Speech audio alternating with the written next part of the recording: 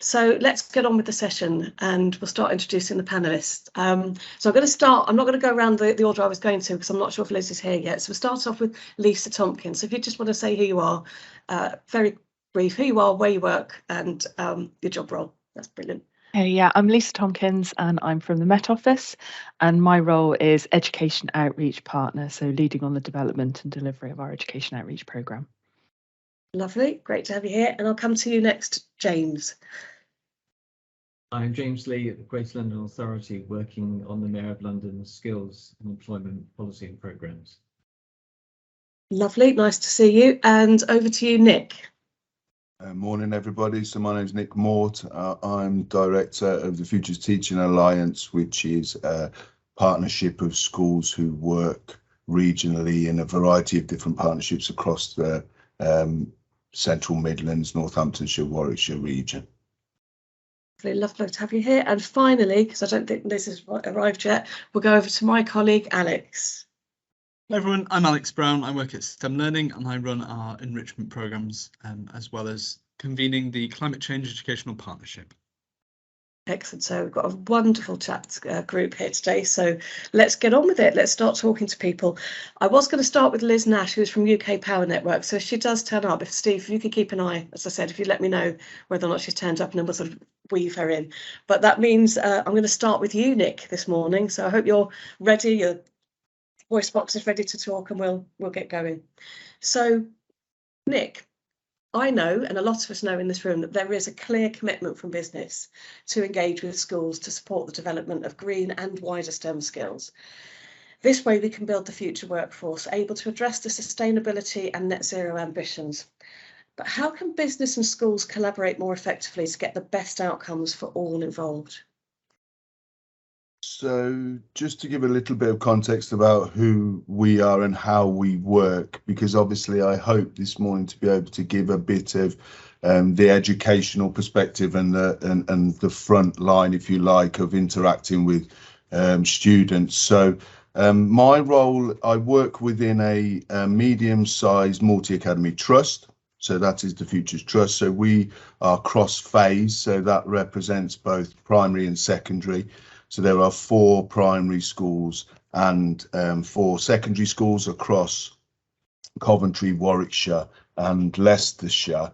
And then within my role within the Futures Teaching Alliance, for colleagues who might be familiar with the teaching school hub model, effectively we were a teaching school. And then with the onset of teaching school hubs who work regionally with regards to system leadership and providing partnerships for schools, we became essentially a teaching school hub without being a teaching school hub. So we're not a designated teaching school hub, but we base on significant number of key partnerships. Those partnerships, as it says in the biography, centre around the golden thread in education at the moment. So from the early career framework through national professional qualifications. But then increasingly, we are partnering with other organisations, either through a leadership model or in this particular context with national organisations like STEM Learning. So we work really closely with STEM Learning and then the science learning partnerships regionally to support them in the delivery and the promotion of STEM regionally. So predominantly we work with the Central Midlands and Warwickshire Science Learning Partnership, and we also then, as we cross borders, go into the Leicestershire and Northamptonshire Science Learning Partnerships. And I can talk a little bit about that this morning because it's important with regards to industry links and business and schools working together, that within those enthused partnerships we have a model that's just emerging. So we lead 3 enthused partnerships through STEM Learning. We have a Futures Trust partnership, a Futures Teaching Alliance partnership, and now we've just entered into a partnership with Caterpillar UK, who are obviously based in Desford and Stockton, I think, up north, with the new model of enthused partnerships predominantly being industry led. And I understand in conversation with Caterpillar that there's quite a significant amount of investment that's come at a national level as a vehicle for supporting that relationship, as Liz has alluded to. Also important, based on what Liz has said, is we serve areas of significant social deprivation. So some of the schools within the Alliance, our Alliance of Schools probably, who we work with, numbers 40 to 50, but we probably interact with upwards of 300 plus schools through a number of partnerships in the region. But where we are based and the trust is based, we work in areas of significant social deprivation. And as Liz alluded to, that means that there's a significant cultural capital deficit with the students that we work with. With regards to the idea of the practicalities of business and schools working in partnership and working together, one of the important things is that to note that there is what I hope to express as a significant paradox. Schools are desperate to work increasingly with industry partners and other partners, however, and to collaborate. However, schools are incredibly difficult to work with because the institutionalized nature of schools, but also increasingly, if you turn the news this morning, head teachers are announcing that the increase in pressure on school budgets is significant.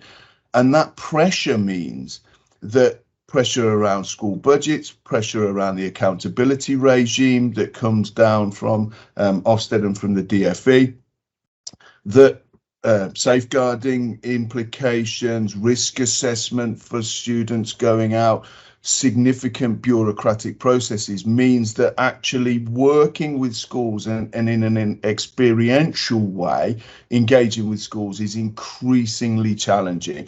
And one of the things from the experience that I have had working with partners, so in the last 12 months, we've worked with Caterpillar, we've worked with Arup Engineering regionally, we've worked with Hayes Education, I can talk a little bit about that, and Hayes Recruitment, we've worked with BAM Construction. I often sense a frustration of business that there's a lack of understanding about the difficulties that schools face in either releasing staff or releasing students in terms of those partnerships. So one of the things that I would say about industry attempting to try and get it right is that you've got to go to the right people in education, and increasingly with MAP leaders and system leaders and colleagues like myself, rather than trying to work directly with an individual school, it's often important for industry to find the individual who already has that network. And colleagues like myself now are increasingly working in that model across the system. So I, up until July last year, was a teacher. Now I don't teach. I sometimes I'm in the classroom, but I don't teach, and my role is essentially a facilitatory role in terms of creating partnerships and brokering some of that support. So as I said, we have 3 enthused partnerships. We've worked with Caterpillar, we work with the STEM Ambassador Programme. And again, I think that is a model going forward that it would be highly valuable for industry partners through the STEM Ambassador Programme. The reason is because increasingly the priority within the new Ofsted framework is around enrichment of the curriculum and curriculum experience. And it's that contextualization of the learning that's of paramount importance now. So if you're not able to have set piece one-off visits to industry partners, then it would be about business and industry working alongside colleagues in a sustained model within the curriculum to enhance the learning experience of the young people that we serve. And we work, colleagues might be familiar with some colleagues in education who are talking about curriculum in Deborah Kidd and Hal Roberts. And Hal Roberts is brilliant if you get to hear him speak, because he talks about botheredness. And what we want to try and create in the students is a botheredness. We're talking this morning about the climate change and the green economy. and you have to make students bothered about what it is that they're learning. And this is the challenge for teachers, and that's where industry can really help with, as I said, creating the relevance, providing understanding of career routes. I was the head of post 16 for a long time in the context in the school that I'm sitting this morning, and we have a very diverse ethnic student population. But I used to do an assembly on happy families approach to careers. Our students often only think there's 3 jobs. I'm either going to be a doctor, I'm going to be a lawyer, or I'm going to be a teacher. They don't understand the breadth of opportunity that's available, and that's something that industry can expose young people to. So it is about getting the balance right between experiential learning and application and contextualization that business can provide, but also business and industry understanding the significant pressure on student outcomes. So, you know, this accountability regime against the budgets. You know, if for instance, and colleagues may not be aware, but if a teacher is not in front of a class for whatever reason, that's probably costing the school in excess of something between £4,000 to £5,000 for that hour, for that colleague not to be in front of a class. So the days of taking a lot of stuff out and having a day that is interacting, those days are gone. And let's see what happens over the coming months with the pressure on wage inflation, etc. So some of the experience that we have had around a significant, particularly focused on the green economy, we worked with Hayes Education recently. So we had a colleague who worked with us, who worked within the DFE and Ofsted, and observed lessons and observed and did some student voice with the geography students. And this was about them harnessing the potential and the activist element of the students' engagement. So the colleague said, your students are really passionate about the green economy and climate change, but they are articulating that they have no vehicle with which to express that or act upon it. And so we work with Hayes Education and Recruitment, and we shared that. And Hayes spoke to us and offered a visit from the head of UK sustainability at Hayes, who's based up in Lancaster. And the colleague came down, and we created this model where we are attempting, as I said, rather than let's take 4 or 5 students that wouldn't have much impact and go to Hayes's office and talk about sustainability. What we did is that the Hayes colleagues set up a project whereby they have set up a challenge for each of the schools within the MAT or beyond to be able to make their school more sustainable by within the next 12 months. So the interaction and the relationship will be sustained over 12 months. So the colleague articulated her role as the head of UK sustainability, how Hayes is acting in that way, and then set up this project, and then there'll be engagement throughout the next 12 to 18 months going forward. So that's it really. As I said, there's also linked to that Trees in Cities, and then which is a national project. So they're looking at adding a donation of trees within the local context to support that. So it is essentially, my plea is for from an education perspective for industry just to understand the constraints and pressures on which schools are working, and then find potentially more creative ways in which to access the potential, as Liz said before, of the young people that we serve. Thanks very much, Nick. That was really, really good. And I've had messages from other people. The title "Botheredness." I really like that we should get T-shirts on. Am I bothered? That sort of thing. And when we spoke before, you told me about getting the student voice as well. Do you want to just tell us a bit about this Eco Council that was set up? If you've got a few minutes to do that. Yeah, so that came from, as I said, the colleague. One of the big focus massively in education at the moment is around obviously the curriculum intent and the relationship. We talk in the school in which I work and within the trust about the 3 strands. So we have living in the wider world, being safe and healthy, and the world of work. And it's this interrelationship between the world that exists beyond the classroom. How do you bring that world into, and the application of that to the learning that students have to undertake in order to be able to pass their terminal exams? And so this is the challenge for schools. And so as a result of that conversation in geography, the geography department, and inviting other curriculum areas, created a student-led eco-council. And they have worked on a variety of different models in school around recycling, sustainability. And it was then my relationship with Hayes that said, okay, I think because the Eco Council presented to the leadership group of the school to say, this is what we want to do in the school over the next 12 months. And then it was my presence in the leadership group that then enabled me to put the chair of the student council, who's a young lad, Michael, in year 10. And then when we came, Michelle from Hayes and the colleague from Lancaster, Michael was invited to that meeting, so that it's very student-led.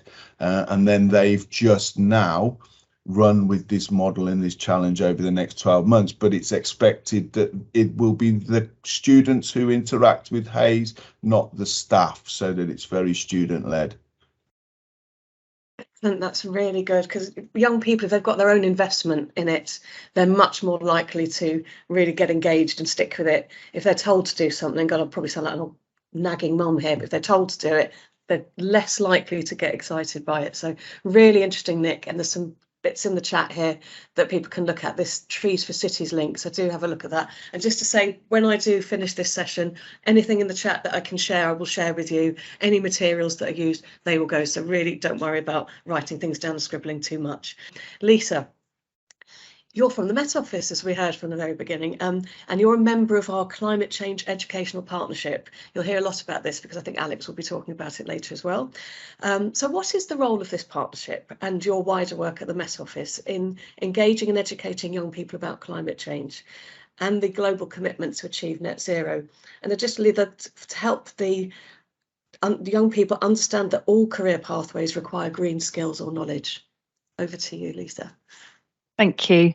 Well, to give it a little bit of context before I talk about the partnership and how sort of the Met Office fits within that. So the Met Office has an overall purpose, which is to help people and organisations to make better decisions to stay safe and thrive. So that's our sort of umbrella purpose. And that filters through to the education programme through 2 main objectives. The first of those is focusing that overarching purpose on young people. So it's looking to help young people stay safe and thrive during severe weather and in changing climate by helping them to learn about the weather and climate and to act with confidence on the back of that learning. And that includes knowing where to find authoritative, reliable information. And clearly, those young people are our future adult society. So them growing up through, if you can get that understanding and that knowledge and that ability to be critical of information sources and to know where to go for that authoritative information, if you can get that as they're growing up, going through school, then that will enable our future population to be better prepared. So looking at it from our point of view as well, these young people that we're dealing with right from reception all the way up through into university, they are the employees, the employers and the leaders of the future, whether they work within STEM sector or not. And looking at sort of business and, how we sort of serve our communities and on a broader national and international scale, whatever role they have, they're going to need an understanding and a knowledge of climate change within any work that they're doing to manage risk, to increase resilience, and to, as you mentioned, to respond to that drive for net zero across all areas. So it's going to to link in with every single job, whether or not it is a specific STEM role in and of itself. Now, going back to sort of the educational delivery, we recognise that, you know, teachers are the experts in teaching, but going back to what Nick said, what they mainly need, you know, nowadays, it's not somebody sort of coming in, parachuting, doing a session or a half day piece, because there's not the ability to do that like there was. What teachers really need is support to prepare their students for that future where they will need that knowledge and those green skills and understanding whatever role they take. So we look at working with teachers. You know, we're going to be setting up a teacher focus group as well as student focus groups as well, to inform our delivery so that we are responding to what they actually need. Now, feedback to date indicates that they really value support in teaching weather and climate, because it's not an easy subject to cover. And you've also got the issue that, you know, often at primary school, you've got teachers that, you know, they're covering the whole curriculum, but they may also be a science or a maths coordinator, but don't have a post-16 qualification that's relevant to what they're teaching. And then in secondary school, you may have teachers that are covering subjects that aren't the subject they covered at school or at university. And you end up with delivery that may be somebody who doesn't have a post-18 qualification in what they're teaching, and they really need our help in delivering on that. So as, you know, different businesses and organisations, we can help thread through the information that we want young people to learn through that support of the teachers and any teacher training that we can offer as well within that. So add into that support piece, just in delivering the curriculum, the fact that science and technological progress is, you know, it's keeping, you know, all the time there's new things coming through, and teachers can feel that with that science and technological progress in the STEM area, it's not just how to deliver it, but, you know, how to keep up with it.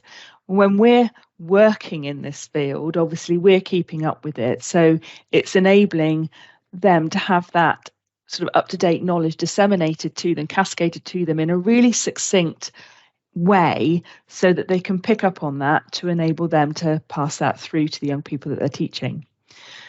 Now, looking at the partnership, we're really aware that we, you know, all of this work we can't do in isolation, and we're not looking for, you know, the Met Office to stand and have its own programme in a silo, because we need to work collectively in this field to share our work and findings. So where we're evaluating what we're doing or researching new approaches, we want to share that with others. We want to learn from what others are doing as well, so that we don't, across the STEM sector, have duplication of effort, and we want to really maximise the impact.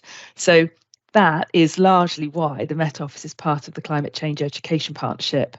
So for anyone that doesn't know what that partnership is, it's basically a collective of education, research and wider STEM sector organisations. And we're working collectively, exactly as I sort of mentioned earlier, to support teachers and community group leaders so that they are better able to deliver climate change related lessons and activities. So it's that support piece and that underpinning to enable them to do that. Now, a number of the organisations that are involved in the partnership, like ourselves, have education outreach programmes. What we've got at the Met Office is sort of a series of different tiers of delivery. So one of them is downloadable online support materials, which is called Met Office for Schools, and that's linked to the curriculum. So schools, community groups can access that, and they can pick up the lesson plans, the resources and materials to support them in delivering on their weather and climate classes or activities that they're doing in community groups. We're also, we've done teacher training in the past, and we're looking at broadening out that teacher training provision as well. And then we have our sort of the bulk of our actual delivery across schools and colleges is through the STEM Ambassador network that we have. So a number of our staff, over 200 members of our staff, are signed up as STEM ambassadors, and they will go out and provide in-person delivery, or they will provide virtual delivery sessions that schools have requested. So where a school is requiring some support and delivery, or wanting someone from industry to come in to demonstrate, what roles are available or how things work on the ground in work, then that's what those STEM ambassadors are providing.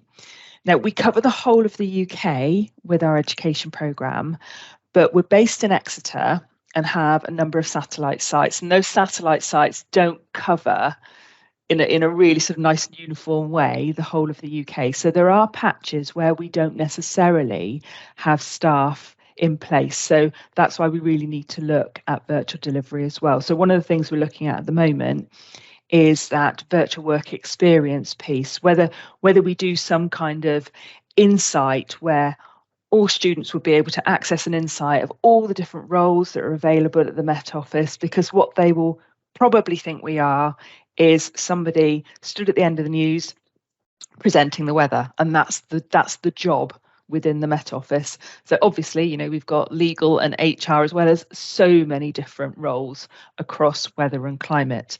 So that kind of insight piece could let them understand the breadth of what we provide, and then looking at providing a virtual work experience that they could do, dipping in specific areas of that, and then possibly, because we're developing this at the moment, to start rolling out at the end of this year. Off the back of that, it may be that we can then pull through some of those students who are really keen and enable them to do an in-person work experience. That's one of the things we're looking into, because we want to cast that net so that we're enabling all students the same opportunity to access that work experience. So we recognise how we approach the development rollout of each of our activities needs to be informed by existing work. So again, that comes back to the Climate Change Education Partnership.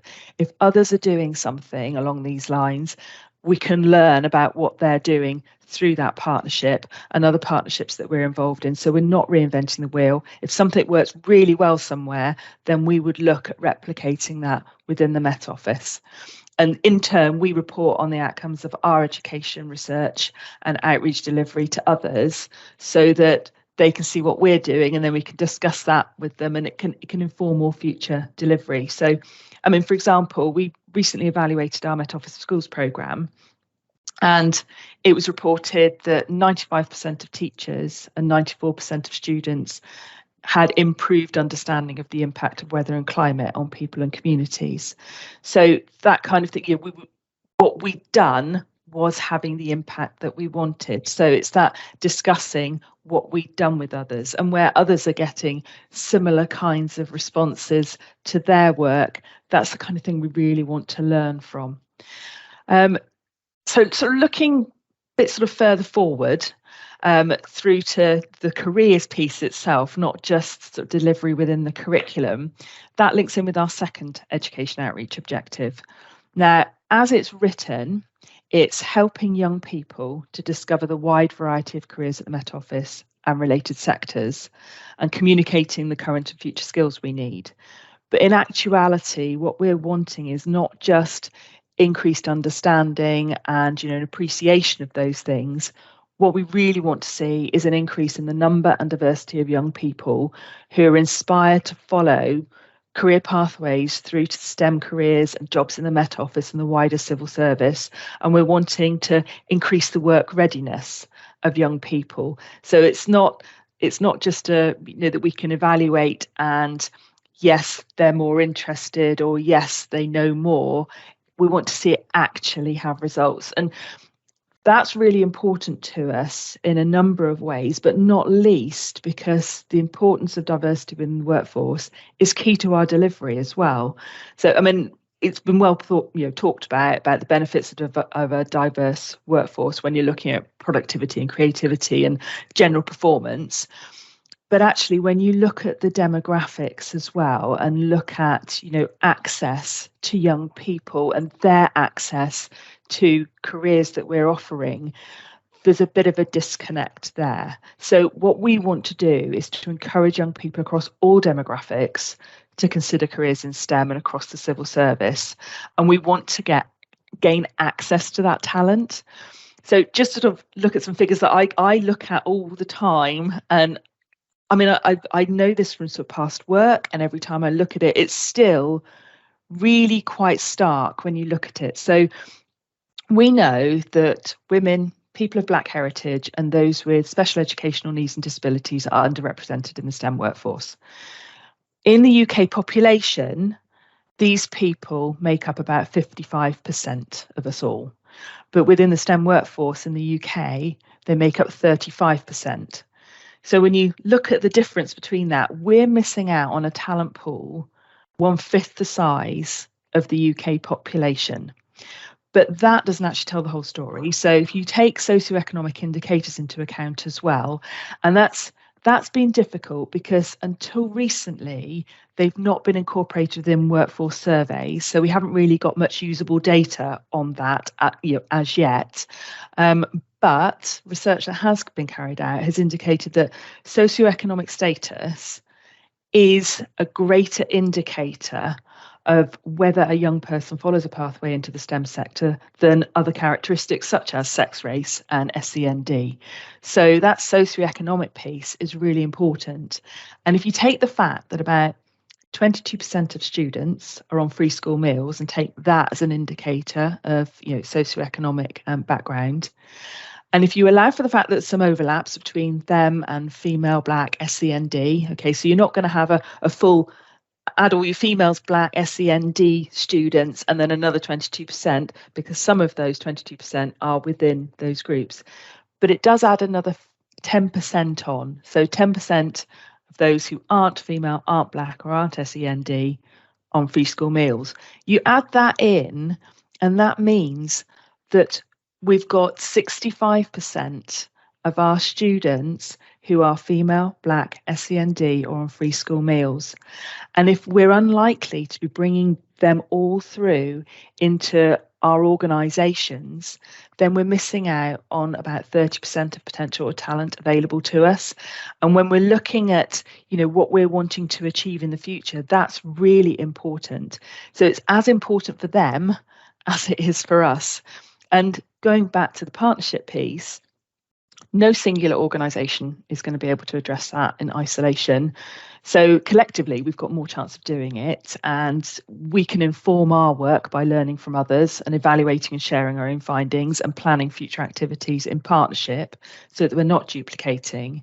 And being a member of the Climate Change Educational Partnership and other collaborative groups is really, really important to being able to achieve this.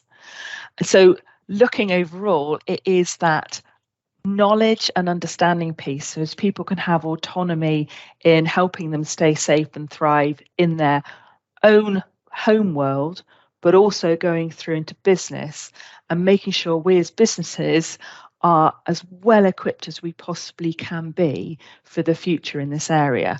Because clearly partnerships like the education partnership are required if we're going to be able to do this effectively. Wow, that was impressive, Lisa. Really, really good. Lots of people commenting on the chat, and I just wanted to let you continue talking because it's so interesting. There are a few questions for other panelists here, but I'm going to pick up one from Danny, and it's not because he works with me, but it's because it's directed to you, Lisa. So Danny, do you want to just quickly ask your question to Lisa, conscious of the time that we don't want to miss out? Yeah, hi, Danny. Hi everyone. Yeah, fantastic. Thank you, Lisa, and thank you, Nick, as well for that first bit.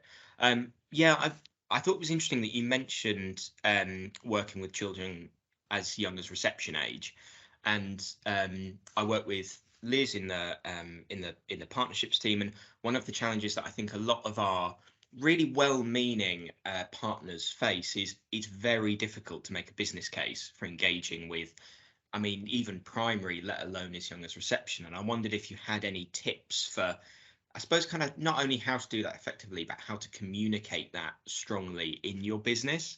It seems like a really big challenge, but if we can overcome it, it's going to have a huge impact in the long term, obviously. This is a pet passion of mine. But I mean, when you look at the research that's been done at various age ranges, majority of the focus on delivery and majority on research is in secondary because they're coming up to those decision making points. But actually, when you look at the findings for stereotypes, for example, stereotypes are pretty well concreted in by age 7. And it's really hard. As my son said when I was, talking it through with him, and he's 12, he said, Mum, it is like concrete. He said, after 7, you're going to have to smash it up. He said, but if you're dealing with it beforehand, it's still setting, so you can have an impact. So, for example, we've been talking with a publisher about putting some materials together to support teachers for reception and key stage 1.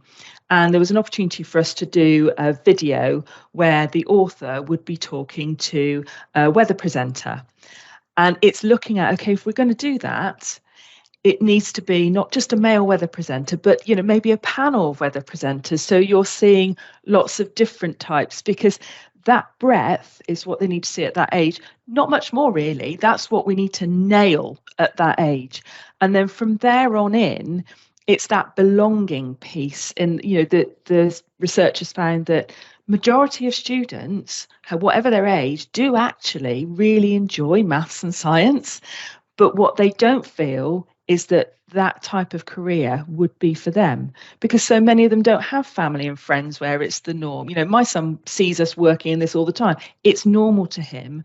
But if others don't have that, we need to provide that through regular touch points with schools, so that we as businesses and the employees within the businesses become part of their network and we're familiar, so they realise that, actually that person comes from a similar background to me, or that person looks like me, and I'm able to ask them questions, and I can see them each year through my time in primary.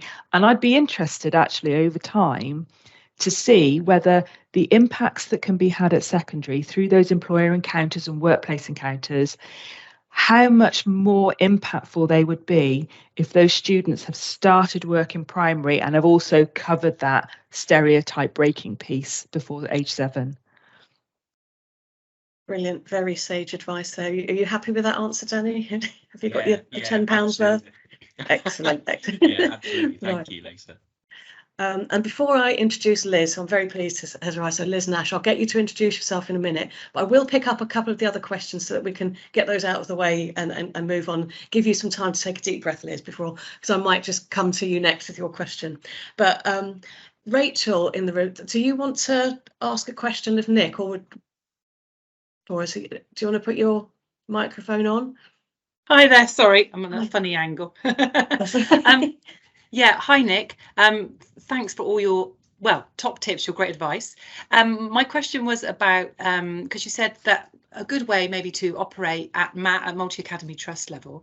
So given that the job titles of people in schools are a lot different to the job titles of people in industry, what would be some job titles that would be of those people that would be the most helpful? So I think you're looking for sort of directors of learning, directors of partnerships, directors of education. Increasingly, those cross-mat roles are being created. And then with the onset of the teaching school hubs, the model of the hub is intended that they are the broker for schools and organisations to go and then give you those people. So essentially, they should give you those people. So to give you an example of how it works in practice at the moment, Rachel, so I sit on the Warwickshire School Improvement Board and also the Coventry School Improvement Board. At the moment, it's myself and the other regional hub directors. That's really it. And in Coventry, you have the sort of CEOs of the MATs as the Strategic School Improvement Board. But this sort of commissioning model, those people will know who you need to speak to. And it was just really interesting listening to Lisa and Danny's interaction there, that actually one thing that increasingly is coming from primary schools and primary colleagues. In primary colleague, you're probably going to have, so we were talking yesterday about one colleague who is a class teacher, UPS 3, so a full-time class teacher, and they have responsibility for music, D&T, something else. So in primary schools, these people, the pressure on, they just simply do not have the capacity to be able to deal directly with some of the organizations that are represented today. So it's colleagues like myself within the system who are starting to take that burden off those colleagues, and then be able to disseminate some of the information. I think that big message about just that, as you say, Rachel, it's about finding the right people. And if you don't know, if you don't get the right answer, first of all, most often it's probably not schools who will have the answer. I would go to the Teaching School Hub, I would go to the MAT director and say, who is it that I need to speak to in order to be able to broker this partnership work? Thank you very much. Thanks, Nick. Lovely, very well answered. We're getting some good conversations going on here, which is lovely. Okay, so I want to introduce Liz because she was going to be our first panelist, and you know she's called Liz. She's got to be very important. She's like me. So what I'll do, Liz, if you just want to introduce who you are, and then I'll ask your question. Yeah, perfect. First of all, apologies. Train strikes still managed to play havoc, and then I got stuck in a tunnel, so it's very stressful. But thank you to whoever jumped in first place. Sorry for dropping you in it. My name is Liz Nash. I work for a company called UK Power Networks. My job title is Workforce Development and Partnerships Manager. So that's kind of multifaceted, but one of them is looking after all of our STEM outreach, and that's something that we've kind of reinvigorated over the past year, and I'll go into a bit more detail about why and how and what we're doing, but in a nutshell, that is me. Lovely, really, really lovely to have you, and well done for battling all the barriers and blocks to get here. That's really good. And Nick took the first spot, so it's good. So he did really well. Right, so I'll ask you your question now that we're all ready. So this is nice to get the view from business, actually, because we've had different views and different talking points here. So UK Power Networks, together with the wider energy system and society at large, will undergo significant changes over the next decade to decarbonise the economy and achieve that wonderful phrase again, net carbon emissions by 2050. And this will mean that for you will need a talent pipeline that's able to take on these new green roles to achieve this ambition. What are you doing as a business to engage and excite young people about the green career pathways that are opening up at the moment? Perfect, thank you. So I'll set the scene with who we are. We're not a household name, which can be one of the challenges, but we are essentially 3 sets of electricity networks. So we're what used to be London Electricity Board, Eastern Electricity and Seaboard. So as a distribution network operator, the UK is split up into 14. We are 3 of them, so depending on where you are in the UK, you may well be under a different DNO. But essentially where that fits in the journey of electricity, so it would be generated by fossil fuels, renewables, then it gets picked up by National Grid. National Grid are the transmission element of that process. They're the really big extra high voltage sort of tower pylons that you see, huge underground cables. They transmit the electricity up and down the country, and then when it gets to a localised area, that's where the distribution steps in. So we essentially look after, own, maintain, operate all of the electrical infrastructure within our patch. So underground cables, substations, transformers, overhead lines, all of that fun stuff is ours. And then when it reaches your home, school, your business, at the point when it enters the property, that's when we stop sort of having responsibility for that, and it goes over to your supplier, who then charge you. So I'm not responsible for the whacking great bills that you're all getting at the minute. So that's us, that's the service that we provide. We are a regulated business because we are a localised monopoly. So those of you that work in school and education, we are regulated by Ofgem. We're also an apprenticeship employer provider as well. So we get ESFA and Ofsted. So we've got the triple whammy, which is always a joy. But things are changing. Traditionally, the network was sort of a one-way flow, generation, transmission, distribution, and then a home. Now we've got localized generation, so people have got solar panels, we've got more sort of renewables that are generated, and we now need to kind of have that two-way interaction on the network. We've also got an awful lot more of data than we would have traditionally had. So we've got smart meters that are talking to us, we've got customer data, we're much more smarter with the way that we use our network, so we can remote control parts of it from control. So they're skills that that we have had, but the data and analytics are kind of a new emerging skills, and unfortunately we're not the only people that want that type of talent. Then with the traditional careers that we have, so cable jointers, overhead lines people, fitters, we've got fantastic, we're about 5,700 people strong. We've got a really, really good track record of hanging on to people for a really long time.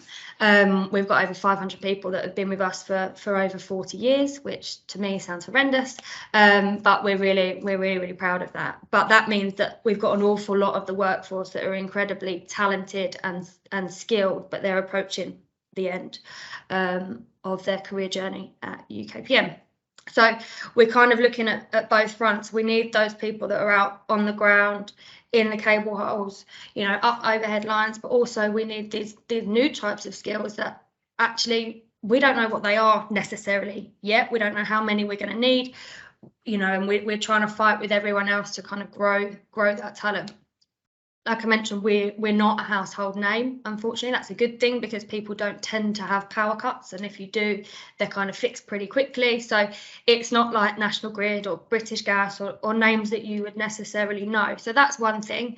The skill shortage across the UK for not only engineering skills but digital, and then like I said, we don't really know what the future is going to look like. We are there to enable the transition. We can't do it alone, but if you decide that you want an electric vehicle charger, then it's our responsibility as a network to make sure that there's nothing in the way of you getting that. So whether we need to upgrade your fuses or we need to reinforce the network, but we've got cables in the ground that are over 100 years old, and you know, it's not, we are a regulated business, so to go out and renew everything is going to mean that has a knock-on effect to customers. So it's a difficult game. We need to start using the network smarter. So can we move bits around? Can we turn bits off or utilize different energy sources? So that's kind of the challenges. The good news is we've got lots and lots of fixes that are going on at the minute. I think for the first time in a long time, the energy sector is becoming cool. That's because young people are incredibly interested in sustainable jobs, saving the planet, and actually we're really fortunate to be in a pivotal role in that. So that's what we're trying to do. So the fix is really for us, way more engagement from every age group. So we've spoken about reception and early years, and we're very much in that space. I mean, we're fortunate that we have a school safety team that go out and interact with those really, really young ages, so receptions, year 1s, year 2s, and in there we can start weaving in the types of roles, the types of people that work here. So the school engagement team from a safety perspective utilise, a bit like STEM ambassadors, they're not, but they're just other people from the business that go out and talk to young people about interacting with the network safely. Then from sort of year 3 upwards, it's all about STEM ambassadors. We are out talking to them, breaking down those stereotypes that we've spoken about. But actually, how can we make those interactions meaningful? You know, teachers are incredibly stretched. There's an awful lot going on. So especially when we get up into those sort of year 8, 9, 10, when they're 11, they're focusing on GCSEs and they've got all sorts of different pressures coming up. How can we make that hour or 2 hours that we spend with a year group really mean something? Not just talking about careers, but how can we support the curriculum? So we're in the process of getting an activity created that will support Key Stage 3 and Key Stage 4 science learning in terms of circuit. So I remember being at school and learning things and thinking, oh, this isn't the real world. Like, I never use this in real life. But actually, everything around us is just one big circuit, and that's how we operate, right? If there's a break in the circuit, you guys have a power cut, and that needs to be fixed. So we've got this modular game that's kind of in production where you build out this town and there's a renewable area, so you can click renewable panels into your modular houses, and then we can talk about that type of generation and what that means to the network. There's different elements like a hospital, so we have a priority service register, so it means that we're looking after those people that really need it. In the event of a power cut, you know, can we offer those people additional support? And then that's where you can kind of feed in that engineering with purpose, which we know really resonates with more people, you know, especially those females. They want to be doing things that mean something. So that's a really great element for us to kind of feed into. So that's come in. We're really excited. That's something that's going to be scalable from an hour, 2-hour workshop up to a whole day with different scenarios, and it's got complementary worksheets that feed in circuits and voltages and the electrical triangle and all that fun stuff that you will remember from school. So we've got that. We have a really good craft apprenticeship role, which is that traditional jointer, fitter and lines person. We're looking at creating a digital academy, so that will be utilising our apprenticeship levy more broadly than that. So actually looking at, can we both use that apprenticeship levy to upskill our existing employees. You know, we don't want people to be left behind as their job roles evolve and things change, but also about bringing in new talent and making sure that we've got apprenticeship levels and apprenticeship offering across all levels. So not just level 4, level 5, level 6s for those that have got really great grades, but actually what about bringing them in on a level 2 and really nurturing them, looking at traineeships and T-levels. So the engineering and manufacturing T-levels have just launched this year and will be hopefully taking on a cohort in Q2 of next year. So trying to think a little bit differently. We've spoken about the challenges of D&I and trying to attract you know, employees that are representative of the communities that we serve. And we have London, we have up in the, you know, the southeast coast. So we've got a hugely diverse customer base, and we want to make sure that we're reflecting that and we're not missing any pockets of communities out there. So last year we joined something called the Purpose Coalition, and I'm not sure if anyone knows about it. If you are a business educational facility that wants to lead with purpose, it's led by Justine Greening. So she's a former Conservative minister, and she is incredibly passionate about social mobility and driving social mobility change from the ground up. So the Purpose Coalition is a group of businesses, NHS trusts, educational facilities, universities and local governments that all work towards these 14 goals. And they are everything from kind of early years through to positive destinations post-16, harnessing the energy transition, so making sure that that energy transition is just and we're not leaving behind the people that can't afford to have low carbon technologies or perhaps don't live in houses where you can move to greener energy sources. So we work with Levelling Up goals to really create this strategy, which is about reaching those hard to reach communities. They conducted some research for us, and they have highlighted some areas in our patch where social inequality is at its greatest. And for me, the results from that research were really surprising. Actually, I was expecting London, different bits of London to pop up as those areas that are where young people and adults alike don't have access to the same opportunities or the same level of opportunities that other people do in the business. So that's like Suffolk coastal area. So Suffolk coastal, all up that beautiful area that people go on holiday to in the summer. But actually in the winter months, when there's no tourism there, there's not an awful lot for young people to do. So careers, work experience, all that sort of stuff that they're kind of overlooked. So we've got 7 social mobility cold spots that we have a real focus on. But that doesn't mean that it just stops there. So we're fortunate enough, we've got lots of bodies in UKPN and lots of people that are passionate about helping people. So about trying to just spread the word, talking about things that are interesting. So focusing on the green energy transition, how we're playing a pivotal part, and then using things like the Nuffield Research programme, which we participated in for the first year this year. For those of you that don't know, it's in partnership with STEM Learning, and it is a Year 12 programme focused at young people who perhaps, like I said, don't have access to the same types of opportunities or guidance at home. So if they're in receipt of free school meals, if they're from a low income background, or perhaps they're under local authority care.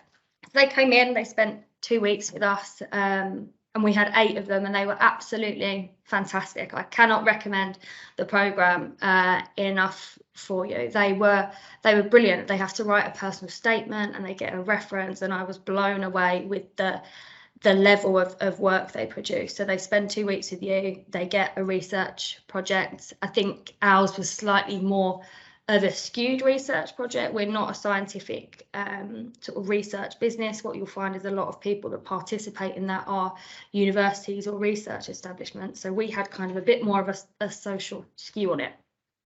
You'll all remember the colossal February storms that we had. We lost power for some communities for 6-7 days. That is huge for us. So they were tasked with reviewing the company's performance. So talking to our press teams, talking to our operations, our finance, and they have to create this wonderful sort of 20-page report at the end of it with a scientific poster. And they were fantastic. So if you guys have the capacity, definitely support that. That's what we'll be doing going forward. So not to talk for too much longer, but yeah, just changing the way, increasing engagement, I think is our key, and the ways that we can get them in to actually experience what UK Power Networks does and is about. We can be quite abstract, I think, if you don't know what the roles are. So bringing them in for site visits, work experience, through webinars, any way that we can kind of engage that sparks an interest, not just fills up an hour in their school day, is really what we're trying to do. Lovely. God, well done. After arriving late, you've done really, really well. Fantastic. And it's so good to hear business understanding the stresses and strains of education, because sometimes you think of these two organisations, two groups as so separate, but there's an understanding now that, you know, we need to understand how each other works to get the best benefits for both. So really, really good to hear what you had to say. James, so you're at the GLA. And you lead on the Mayor's skills strategy, and in particular developing the green skills and employment policy, which means that you are very aware of what's already been touched on, the greening of all occupations. It would be really good to hear what the GLA are doing in London around this. I know we've got people from around the country, but it's good to hear how one particular city is operating and how you're working with employers to raise awareness of all the opportunities out there. So over to you. Great, thank you. Thanks to all the other speakers as well for there's quite a bit of crossover, but also the age group that we're working with is 19 plus, so there'll be some different aspects as well. So a bit of context, as I said, work for the Mayor of London, Greater London Authority, working on the Mayor's priorities around green jobs and skills. The Mayor set his ambition to be net zero by 2030 in London. And looking to kind of double the size of the green economy. So there's a strong kind of commitment to the green sector growing in London. And then on skills, the Mayor's prioritising good jobs. So that brings in areas around inclusion that we've been kind of looking at already. And green is an important part of that. One of his main budgets is called the adult education budget. So this is for learners who are 19 and above. It's just over 330 million a year in London, and a lot of it is around kind of GCSE equivalent and below, so a lot of kind of English language. But what a priority for the Mayor is to shape that budget more around the needs of employers, particularly looking at certain sectors, green, construction, digital, are part of that. So when we're thinking about how to better use that budget and meet the Mayor's ambitions, we needed to define what a green skill and job were. And we've come to two definitions. One is the Independent Green Jobs Task Force, which is around kind of jobs and skills that have a direct impact on meeting net zero ambitions, but also an indirect one. So taking a slightly broader view that covers the whole economy. The second one, which is very much around our monitoring, is to do with this what we're defining it as the green economy, the green sector, which is the low carbon environmental goods and services sector. So that's a much more focused sectoral approach. So we're working with both definitions because both are very important. And then what we've done over the last year or so is to build the evidence base.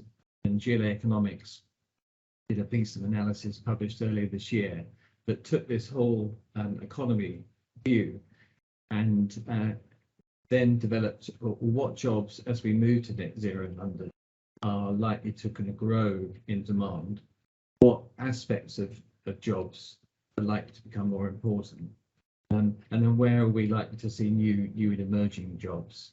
And this was a really useful piece because it showed, for example, how important construction trades are, but then also looked at, particularly in London, that there'll be a large amount of growth in professional management roles as well, so consultancies, marketing, as well as particular skills, including STEM. So this gave us quite a kind of a good way of approaching how we develop our programs, and STEM is right at the heart of that. So we've done it in a number of ways. One is looking at this adult education budget, how that can be better used to stimulate green jobs. So from 2024, any training provider that's funded through the adult education budget will need to have a plan in place showing how they're going to get to net zero by 2030. So funding them will be linked to having that plan there. The adult education budget as well, taking this kind of broader definition of green, including STEM and digital skills, is already doing quite a bit. So about 10% the whole budget is supporting green related skills. But at the moment there's a shortfall in areas like what we might call the real kind of technical side of, for example, kind of heat pump training and installers. So we want to see that grow. And so what the Mayor has done is to shape parts of that budget that's freer to use around particular sectors. Has developed a number of academies, and at the heart of each academy are a number of hubs. We've been talking about hubs and the value of them previously, and these are partnerships between employers and training providers who are mainly further education colleges, but also independent training providers. And there's funding there through the adult education budget, through London's recovery programme as well. And each hub has a coordinator in place whose role is to go out and develop those partnerships. And then the training is in quality marked to show that it reaches industry level, it's related to jobs, it's got a reward built into the programme whereby a good job outcomes, so those are paying London living wage or above, sustained over a number of weeks. And also where the focus is on groups of Londoners who are underrepresented in particular sectors. And these academies cover green. There's a green digital hybrid, recognising the real importance of digital there, as well as other sectors like creative and hospitality. We're looking to build on this as well. So the Department for Education funds nationally the Skills Boot Camps programme, has done for 2 or 3 years now. And then from this year, they're funding the GLA and the Mayoral Combined Authorities, the Greater Manchester, West Midlands Combined Authority and others, to deliver kind of regional approaches to the Skills Boot Camps. So this is slightly different to the adult education budget because the focus is more on the higher level, so A-level and equivalent up to second year degree level 5, but it's much more kind of focused training for up to 16 weeks on skills areas that are in short supply where there's real demand. So we're just launching that. We're hoping it's going to extend, but green, construction and digital are important parts of that. So that can complement the adult education and the Mayor's partnership work. And then finally, as a GLA group, including TfL and others, we're looking at how across the group, for example, through procurement, that can get more focused at creating green jobs and monitoring that, and then linking it to skills and training provision as well. Thank you. Thanks very much, John. That's really interesting, actually, because we've been talking about the younger side of things, and that's going to feed in to adult education. And I really like the sound of these boot camps. Anything that sounds a bit militaristic gets my vote, to be honest. So it's clear that the whole world, at every stage of the economy, we are looking to get people greened up and know what they're doing. So really, really interesting to hear what London's doing. Also, what's happening in Manchester and the West Midlands as well. So I'm sure there's people here on the call who would be very interested in that, and I'm sure they can contact their local authorities and see how they might be able to get involved in some of those ways. But really, really appreciate that. And such a shame that we weren't actually at the GLA offices today. It's going to be at your place, James, but one day we will get over to the Crystal Building, as it used to be called. But thank you so much for that. So again, I'm looking at the time, and I really want to get those couple of callers in as well. Callers? I'm not on a radio show, am I? The chat people on the chat. But I'm going to get Alex, if we can talk to you first, and then we'll quickly get to the questions. Hopefully people can hang around a little bit longer at the end if necessary. So Alex, you're my final panelist today, and we've already heard from Lisa earlier a little bit about the Climate Change Educational Partnership, and this is something that STEM Learning sort of brought together, and it's groups that are making links between climate change and the curriculum. And how do you see this making an impact on the choices young people make about future careers and the green skills that they need? Yep, perfect. I'm going to share my screen, and I will hopefully, you should all be able to see. There you go. I thought this was the preferable way of going through some of the partners, as opposed to me just reeling off a list of the people that we work with the Climate Change Educational Partnership, was probably to let you just read it, essentially. But yeah, I'm not really going to follow up exactly what the partnership is. Lisa has talked about it rather more succinctly than I could. Just to give you some background, however, on it, this came about from the fact that a number of these partners on this list here that you can see were all asking us to advise and support them to do very specific things related to climate change, but they were all very, very similar things. So we thought, rather than actually have each of these things working in a silo, we would bring together these partners so there could be some coordination across the sector, because this is so important. There is a huge amount of interest in it, and it's really important that we work across the board. So you can see the partners here. They're a combination of sort of educational deliverers, such as ourselves and UK Association of Science and Discovery Centres, who represent, as their name suggests, the science and discovery centres across the UK. So right across the 4 nations of the UK, to government agencies, the environment agencies, BEIS, UKRI, Met Office, to some of the learned societies like the Royal Geographical Society and our METSOC. So it kind of brings together a lot of people who've got skin in the game for this. The really big thing that I really want to emphasise about this partnership is, yes, it's to support teachers, it's to support them with their knowledge, it's really to help them deliver really inspiring and impactful lessons that are based on the science. But what it's not about is about scaring young people. It's not about scaring them to say that there's, this looming disaster that we can't do anything about.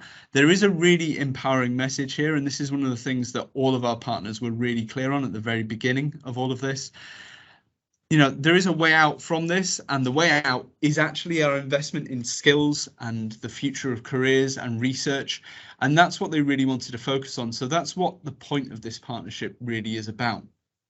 Is to support these things through resources for classes. So essentially that's the activities that students are doing in their classes or outside of classes, in enrichment activities, placements and challenges, and those kind of really enriching activities that add value to the curriculum. CPD for the teachers, because as Lisa was saying, there's a lot of development in this area, and so to give teachers the confidence to be able to deliver these really exciting lessons is really important. And then there's the really key thing here is about STEM ambassadors. So this is about getting you as experts into the classroom and into the schools to support what's going on. And we have a group of very specific climate ambassadors. So this is something that the University of Reading is leading on, essentially, with support from the STEM Learning and the STEM ambassador team within STEM Learning. And this is about getting, as I said, those professionals who work in the area to go in and support schools. Some of that is supporting lessons, individual lessons, but actually some of that is actually going in and supporting the schools plans for this. A large proportion of the UK schools are based on floodplains. So actually, how do you prepare for that as a school? If these events are going to become more common, what can you do? So it's not just supporting the education within the classroom of these schools. It's actually also about supporting schools as an infrastructure to develop, especially as they're going to have to do this in constrained financial in a constrained financial environment now. So what can they do? Where are the expertise? And business is great for that, because you've gone through this already in many cases, or you are going through this and you have expert advice that you can give. So I would really encourage engagement with that program, but also to think about how else you can support education. And as I said, that's part of what the partnership was here to sort of support.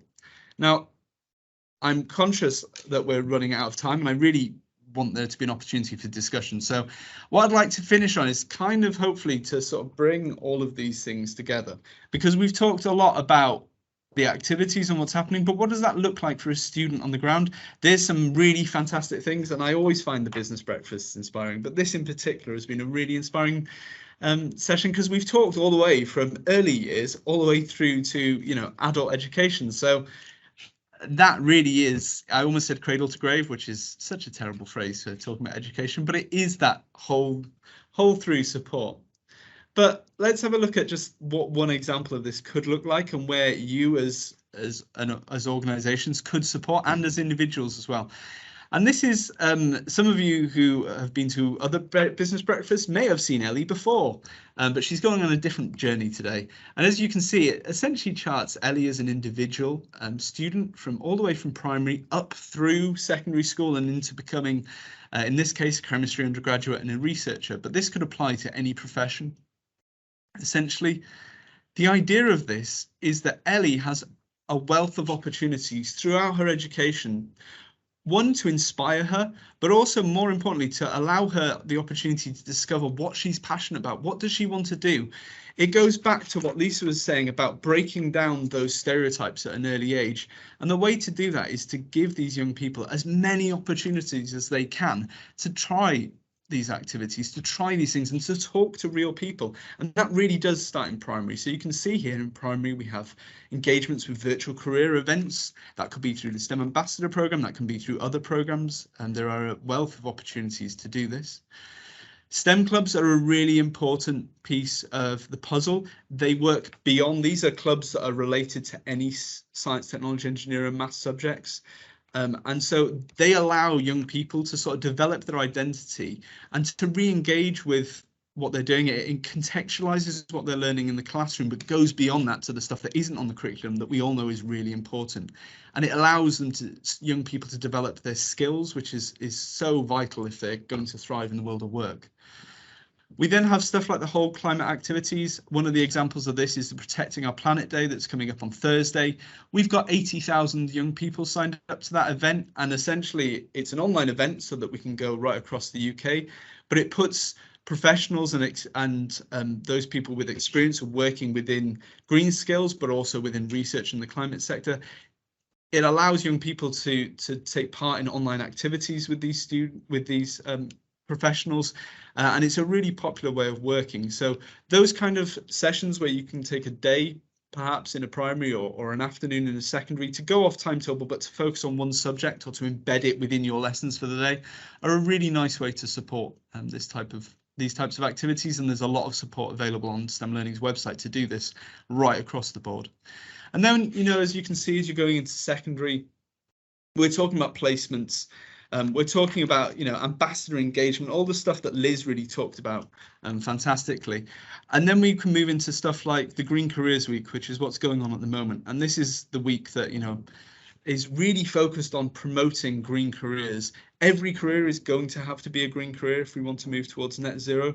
But so what does that really mean? And it's about pushing that out, that it's not just about your traditional, what you'd view as traditional green jobs. It's about every job and how it impacts on every sector.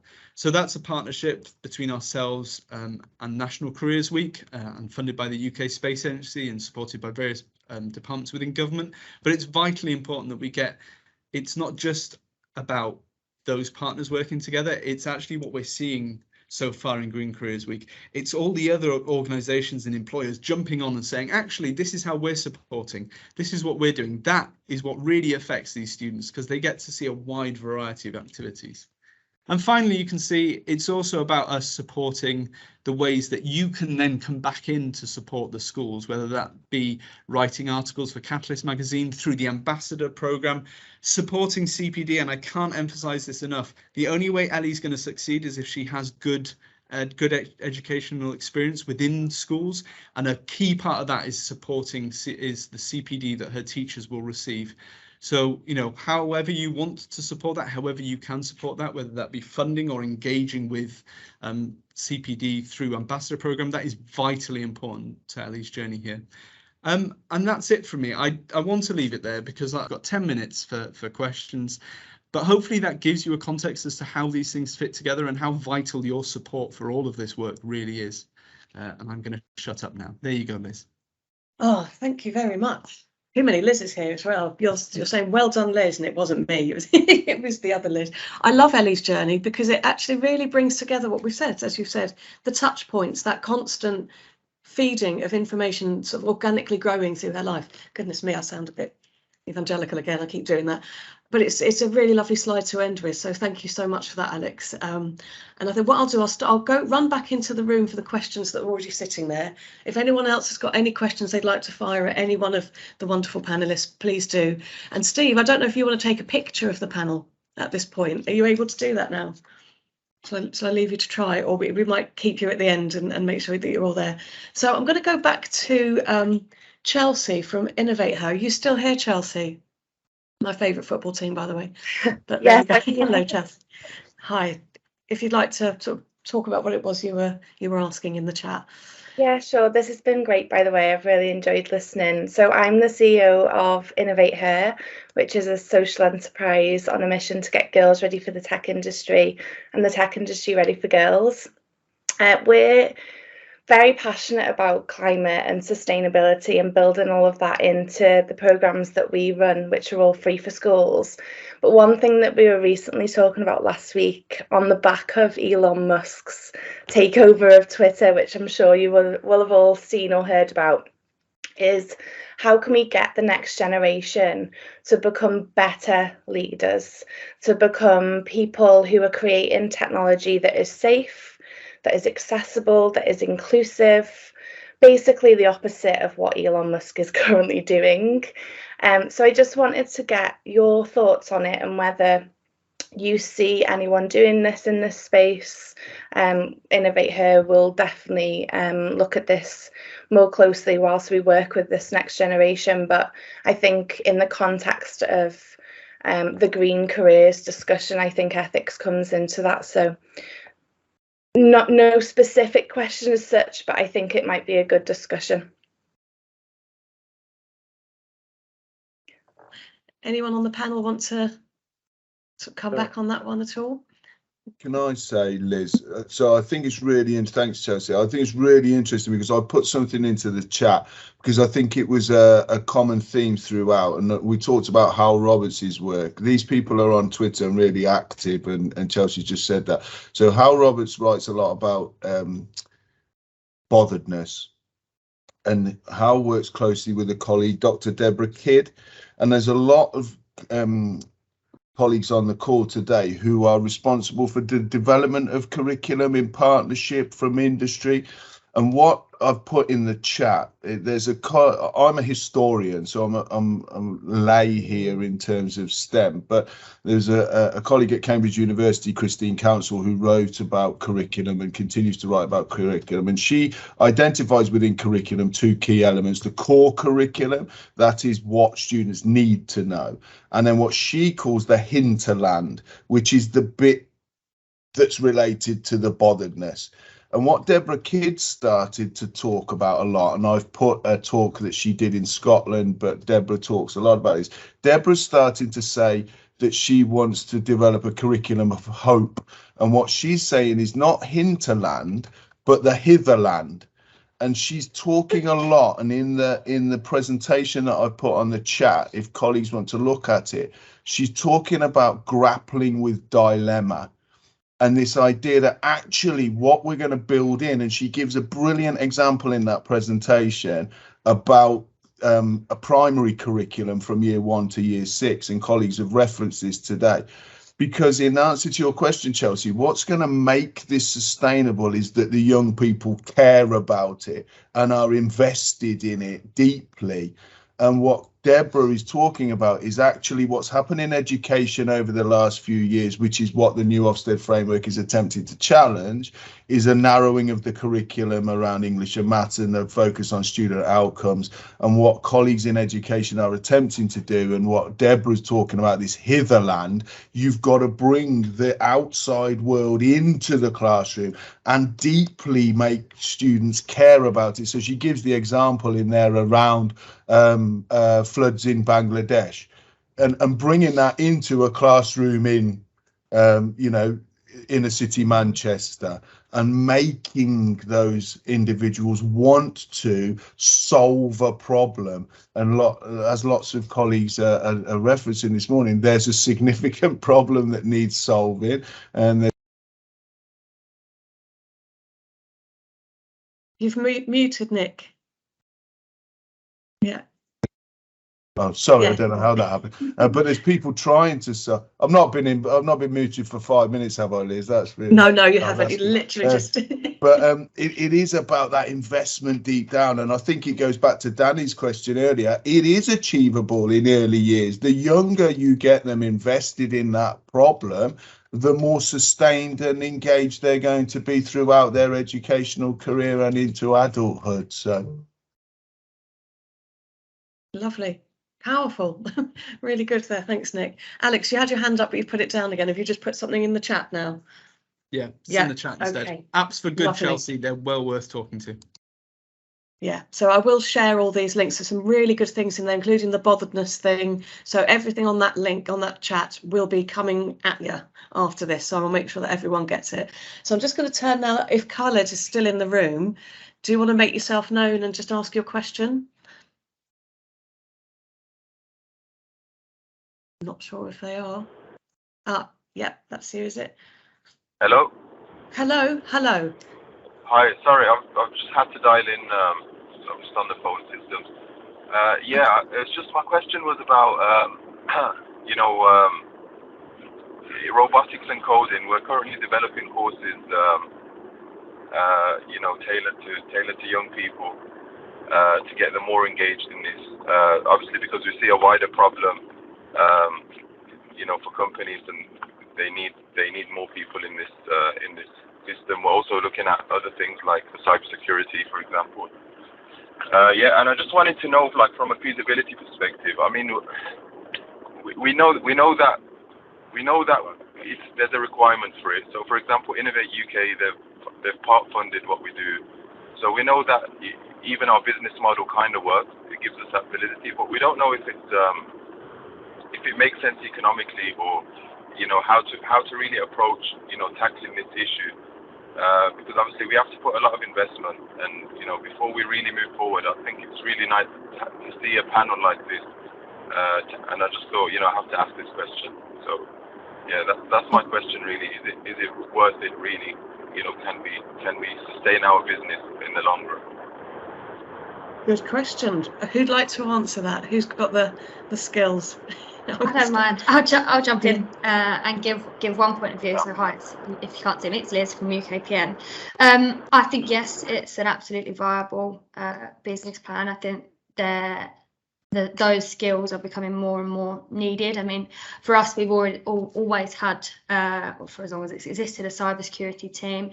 If someone could get access to the electricity network, they could wreak complete havoc on London, Houses of Parliament, Buckingham Palace, all those fun, high-profile customers that we have. So that's always been there, but the threat levels are varying.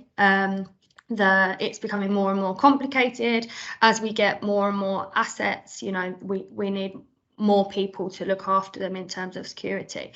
Also, from a coding perspective, it's not It's not really a skill set that we've ever needed historically, but again, as systems get smarter, as we get different types of software and elements of coding becoming weaved in our processes, then we absolutely need those new skills, and it's not something that we have internally. Yes, I mentioned the Digital Academy that will be sort of a two-pronged approach, both upskilling and bringing in new talent, but they're not sort of traditional skills that you would associate with an electrical engineer or a project manager. Very good, thanks Liz. And Alex, I'll give you the final word on this. Just a piece of reassurance really, that this has been a big piece of work for the National Centre for Computing Education. In the last few years, they do a number of courses supporting teachers with coding, that obviously then gets cascaded into classroom. So there is a growing support for that, and the NCC, National Centre for Computing Education, is really being key to that. So the good news is there is stuff going on to it, but that doesn't mean there shouldn't be more. Lovely, really good ending statement there, Alex. That's excellent. So I hope that's answered your question, Khaled. And thanks for joining from your phone. Really love that. So I'm going to close it up now because we have got to 9:30 and we've got everyone in, which is amazing. I managed to do it without tripping over my feet, which I normally do. Really, really great discussion. Touched on so many different things and just proves the importance of getting that message out there early and getting people invested and interested throughout their life. And I think if the greatest thing for me, Ellie's journey, I'm going to put that on my wall. I think that's amazing. I really want to say thank you to all the panelists who've joined us today. You've been wonderful, really good discussion, caused a lot of discussion in the chat. And to those on the chat, I really appreciate you taking your time today. Really sorry we couldn't do it in person, but at least we got the conversation going. You can go away with your thoughts and ideas to sort of take forward in your own organisations. And thanks again, everyone, for your time today.